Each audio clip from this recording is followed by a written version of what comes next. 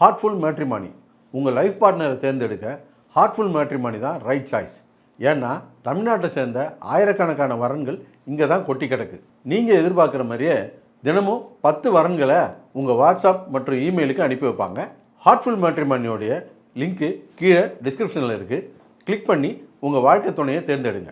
இன்றைக்கி நம்ம திரைவிமர்சன நிகழ்ச்சியில் இயக்குனர் ராமச்சந்திரன் கண்ணன் இயக்கத்தில் வெளியே வந்திருக்கிற ராமன் லீலா படத்தை பற்றி பார்க்க போகிறோம். இந்த படத்துடைய கதையை பற்றி பார்த்தோம்னா, படத்துடைய ஹீரோ கல்யாண வயசு தாண்டியும் கல்யாணம் ஆகாமல் சுற்றிக்கிட்டு இருக்காரு.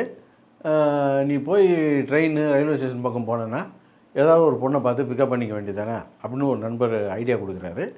இதனாலேயே ஹீரோ ட்ரெயினில் போக ஆரம்பிக்கிறாரு. அங்கே ஹீரோயினை சந்திக்கிறாரு. சந்தித்து கொஞ்ச நாள்லேயே 2 பேரும் லவ் பண்ண ஆரம்பிச்சிடுறாங்க.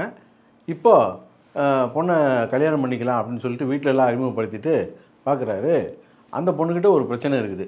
அது ஸ்ட்ரிக்டாக சொல்லிடுது, 6 மணிக்கு மேலே நான் வீட்டை விட்டு வரமாட்டேன், எனக்கு நீ டெக்ஸ்ட் பண்ண முடியாது, ஃபோன் கூட பேச முடியாது அப்படின்னு சொல்லுது.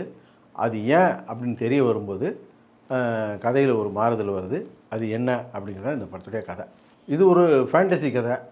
கற்பனை கேட்டாத அல்லது நம்ப முடியாத கதையை தான் ஃபேண்டசி அப்படின்னு சொல்லுவாங்க. நம்ப முடியாத கதையை நம்புகிற மாதிரி எடுக்கிறது தானே சினிமா. அதுக்கு ஒரே ஒரு வேலை தான் செய்யணும், கொஞ்சம் மூளையை செலவு பண்ணணும். ஆனால் இந்த படத்தில் அந்த மாதிரி வேலை பார்த்த மாதிரி தெரியல. இதே மாதிரியான ஒரு படம் தான் எஸ்.ஜே. சூர்யா எடுத்த ஒரு நியூன்ற படம்.